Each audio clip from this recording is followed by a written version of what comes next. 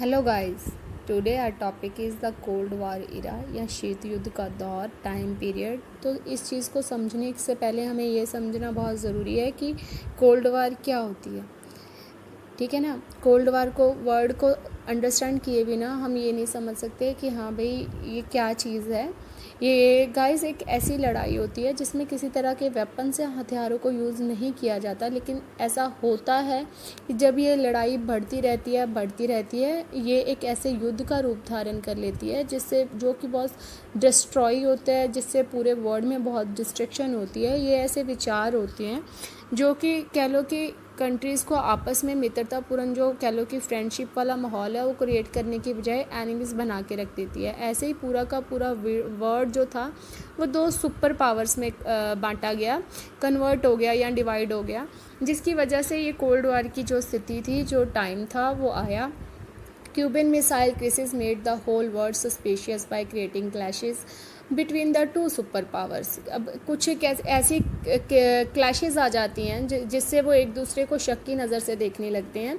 अब इंडिया नहीं गाइस, जो दो वर्ड था वो एक तरह से दो सुपर पावर्स में डिवाइड हो गया, बन गया, जिसमें first is the USA and second is USSR, namely cold war, जिनको कि शीत युद्ध के लिए जाना जाता है। The cold war refer to competition, tension and series of confrontations between the super powers. ये सुपर पावर ने क्या किया कि पूरे के पूरे वर्ड था उसके अंदर एक तरह की टेंशन का माहौल क्रिएट कर दिया। ठीक है। और कई तरह की विश्व में ऐसी घटनाएं, ऐसी स्थितियां पैदा कर दी इन दोनों सुपर पावर की वजह से। The end of second world war was also the beginning of the cold वार। जब जैसे ही जो कह लो कि जो द्वितीय युद्ध था, दूसरा विश्व युद्ध जो ख़त्म हुआ, उसके ख़त्म होते ही इस कोल्ड वार की शुरुआत हो गई। The world war ended when the USA drop the atomic bomb. और इसका एंड कैसे हुआ गाइस? जब यूएसए ने क्या किया, जापान के जो अलग अलग दो पार्ट थे गाइस, हिरोशिमा और नागासाकी, इन अगस्त वहाँ पे 1945 को एटॉमिक बम्स फेंके गए या एक्सप्लोजर किया गया, जिसकी वजह से वहाँ पे बहुत ज़्यादा गाइस उनका नुकसान हुआ। वहाँ पे आज भी जो नस्लें पैदा होती हैं ना वो आधी अधूरी होती हैं, उनमें कई तरह के डिफेक्ट पाए जाते हैं। किसी की बाजू नहीं है, कोई देख नहीं सकता, कोई बोल नहीं सकता। तो इसी तरह से आज भी वहाँ पे उस जहरीली गैसें जो है वो हवा से ख़त्म नहीं हुई। तो गाइस ये पूरे के पूरे वर्ल्ड के लिए बहुत हानिकारक चीज़ होती है। In 1945 to stop the Soviet Union from making military and political gains in Asia. अब ये 1945 में गाइस, 1945 लगा लो या 1945 से 1990 तक की जो स्थिति थी वो बहुत तनावपूर्ण रही, बहुत ज़्यादा। इससे किसी को कोई पोलिटिकल राजनीतिक जो कह लो कि गेन नहीं हुआ, पूरे एशिया में किसी को फ़ायदा नहीं हुआ इस चीज़ का। Both powers become reluctant to initiate war to protect world from large scale destructions. अब इस जो पहले डिस्ट्रक्शन हुई थी नागासाकी और हिरोशिमा, उस चीज़ का रियलाइजेशन सबको हुआ। बोथ द पावर, उनको समझ में आ गया कि अब पूरे वर्ल्ड का जो लार्ज स्केल है उसको इस चीज़ से बचाना है, जो भी डिस्ट्रक्शन, जो विनाशकारी स्थिति है। As they were aware that no political gain would justify the destruction of their societies. अब किसी तरह का कोई राजनीतिक लाभ के लिए तुम किसी तरह पूरी सोसाइटी को डिस्ट्रॉय नहीं कर सकते। The greed of expansion of their spheres of influence dividing the world into alliances. उनके अंदर एक ग्रीड थी, अपनी पावर्स को बढ़ाने की जो ग्रीड, एक लालच था, उसी चीज़ से प्रभावित होकर जो पूरा वर्ल्ड था वो अलग अलग अलायंसेस में बट गया। The USA build western alliances. अब यूएसए ने जो थे वेस्टर्न अलायंसेस फॉर्मलाइज किए गाइस। 3 ऑर्गेनाइजेशन थी उनके, जिनके नाम थे number 1 North Atlantic territory organization and second is South East Asian territory organization, जिसको सीटो के नाम से जानते हैं। अगर आपको इसकी फुल फॉर्म आ जाए तो आपको इस तरह से बताना होगा। ठीक है। आगे आ गया central territory organization. The Soviet Union created Eastern alliances known as the Versailles Pact, and its principal function was to counter NATO forces in the Europe. Smaller states joined either of their alliances to get the promised protections जैसे मैंने आपको समझाया the Soviet Union created. अब Soviet Union ने create किया है eastern alliances, जिसको Warsaw pact के नाम से जाना जाता है। Its principal function was to counter, उनका जो प्रिंसिपल जो सिद्धांत था, फंक्शनिंग थी, क्रिया थी, वो क्या थी कि नाटो फोर्सेज इन यूरोप, जो नाटो की जो फोर्सेज है उनको काउंटर करना। नेक्स्ट हमारे पास आ जाता है seventh, smaller states joins either of the alliances to get the promise of protection, weapons and economics aids against their local rivals. अब उनके जो छोटे छोटे स्मॉलर स्टेट्स थे गाइस, जो स्वतंत्र कह लो कि प्रांत थे, अब उनको किसी ना किसी पावर में जो सुपर पावर है उनमें शामिल होना एक कह लो कि ज़रूरी हो गया अपने विकास के लिए। चाहे उनको किसी तरह की प्रोटेक्शन चाहिए थी, वेपन्स चाहिए थे, हथियार चाहिए थे, या कह लो कि इकोनॉमिकली कुछ सहूलतें या हेल्प चाहिए थी, तो उस चीज़ से बचाने के लिए जो उनके अंदर लोकल रिवील्स होते थे, किसी तरह का अंदरूनी घटनाएं होती थी, उनसे बचने के लिए उनके लिए ये ज़रूरी था कि किसी ना किसी गुट का हिस्सा बन जाए। अब super power required them to gain access to vital resources, military base to launch weapons and troop to spy on each other and economic support. अब जो ये सुपर पावर थी, इनके अंदर भी एक होड़ लगी थी, इनके लिए एक ज़रूरत बन गया था ज़्यादा से ज़्यादा कह लो कि विटल रिसोर्सेज, ज़्यादा से ज़्यादा इनके पास रिसोर्सेज हो, ज़्यादा से ज़्यादा मिलिट्री पावर बेस हो, ठीक है, ज़्यादा से ज़्यादा वेपन्स हो, ट्रूप्स हथियार हो, या हथियार लड़ाई से संबंधित जो सैन्य शक्ति से संबंधित, या इकोनॉमिक सपोर्ट हो। तो इनके लिए भी ज़रूरी था कि छोटे जितने भी स्टेट थे उनको अपने अंदर मिला लिया जाए। Despite of occurring crisis in Korea, अब कोरिया के अंदर भी एक डिस्पाइट हुआ गाइस, कोरिया हो गया, वियतनाम हो गया, Afghanistan, both the super power behave rationally and responsibly. तो ये दोनों सुपर पावर ने बहुत जैसे बिहेव किया, वो बहुत रिस्पॉन्सिबली था। However since cold war did not eliminate rivalries between the two alliances, mutual suspicious led them to an arm race. जबकि इनका जो मेन अपना मोटिव था, उनका म्यूचुअल ज़्यादा से ज़्यादा आर्म रेस में आगे निकलना, हथियारों की इस दौड़ में अपने आप को शामिल करना और ज़्यादा से ज़्यादा अपने आप को सुपर महाशक्ति के रूप में आगे लेके आना। Both the super power understood that war might occur in spite of restraint to limit the destruction. पर ये चीज़ें दोनों सुपर पावर बहुत अच्छी तरह अंडरस्टैंड करते थे कि इस चीज़ के एक लिमिट को बनाया जाना चाहिए, जो हथियारों को बनाया जाना है उसमें एक लिमिट किस तरह से क्रिएट की जाए। They decided to collaborate in limiting certain kind of nuclear and non nuclear weapons. तो उन्होंने एक इस चीज़ को लिमिट करने के लिए certain kind of nuclear and nuclear जो वेपन्स तैयार किए गए थे through arms control by signing.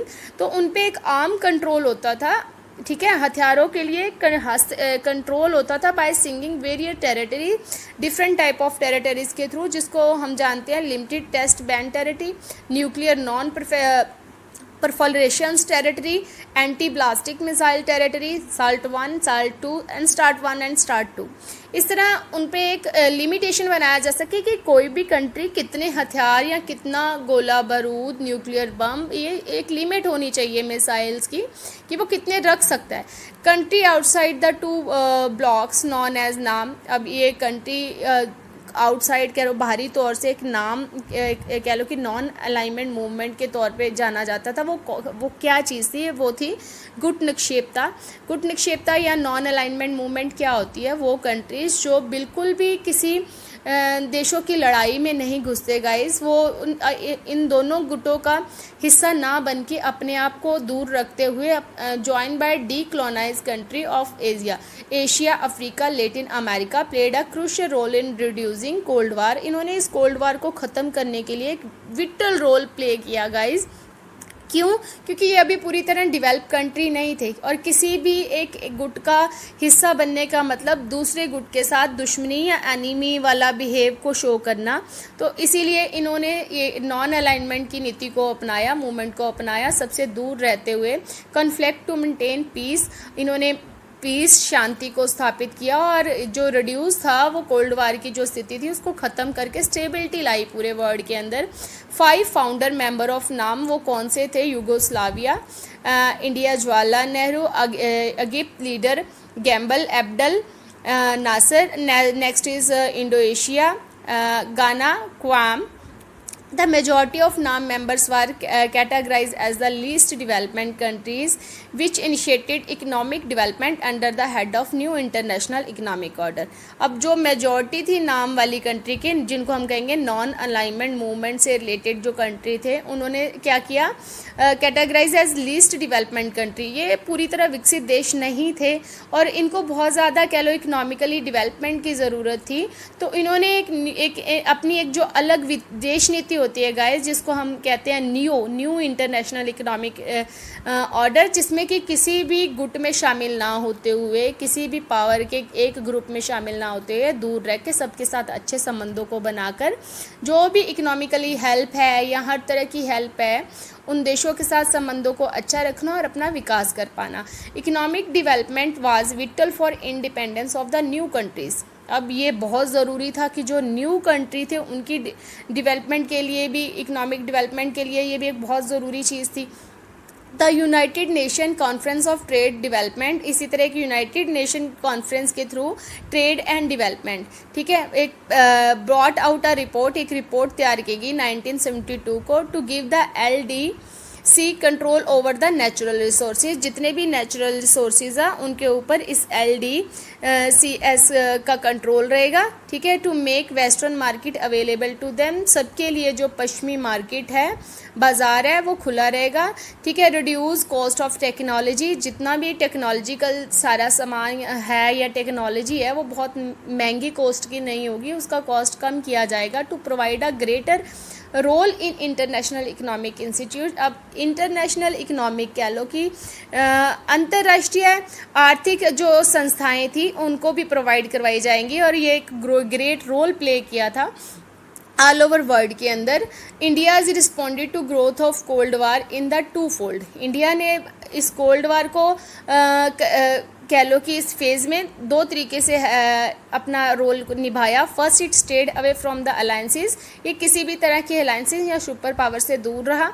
Further, it raise voice against the newly decolonize country becoming part of either the alliances, और दूसरों के लिए भी एक परिभाषा का रूप बना, एक आवाज़ बना.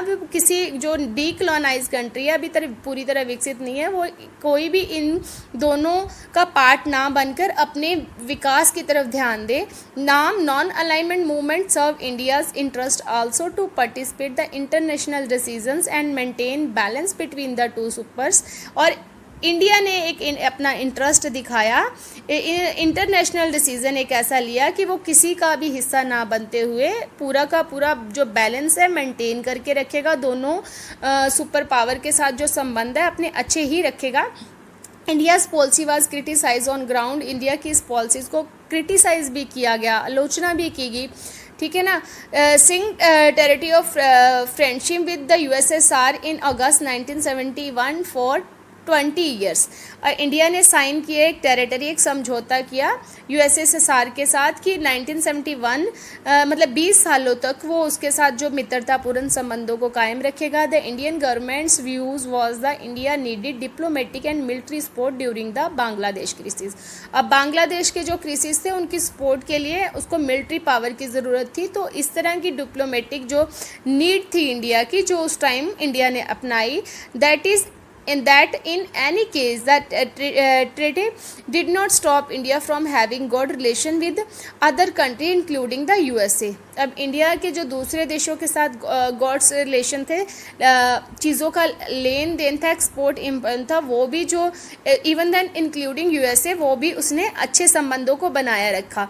It is said that the NAM has lost some of its earlier relevance after disintegrations of USSR and end of Cold War in 1991, both as an international movement as the core of Indian foreign policy. अब India की जो यही एक विदेश नीति थी जो India ने उस वक्त अपनाई, ठीक है ना.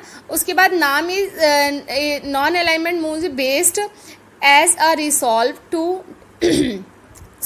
democratize international system by thinking about an alternative world to redress existing inequities that poor and very small country need not to follow any of big power, instead they can pursue an independent foreign policy। तो इस तरह से India ने एक लोकतंत्रीय देशों को एक कह लो कि एक नई थिंकिंग, अल्टरनेटिव थिंकिंग दी, जिसके अकॉर्डिंग उनको ये चीज़ का एक मैसेज कन्वे हुआ गाइस कि जो भी स्मॉल कंट्री है वो किसी सुपर पावर को फॉलो ना करते हुए ज़्यादा से ज़्यादा इंडिपेंडेंट रहकर एक नई तरह की विदेश नीति को अपनाएं, फॉरेन पॉलिसी को अपनाएं।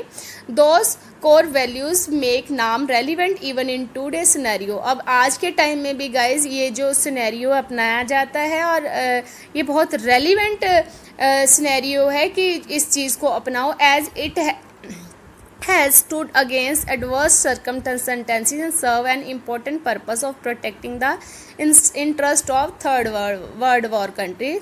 तो इस तरह से एक इम्पॉर्टेंट पर्पस प्रोटेक्ट भी रहा। वो क्या था कि थर्ड वार से इस चीज़ के थ्रू हम थर्ड वर्ल्ड वार से बचे रह सकते हैं या पूरे वर्ल्ड को बचाया जा सकता है।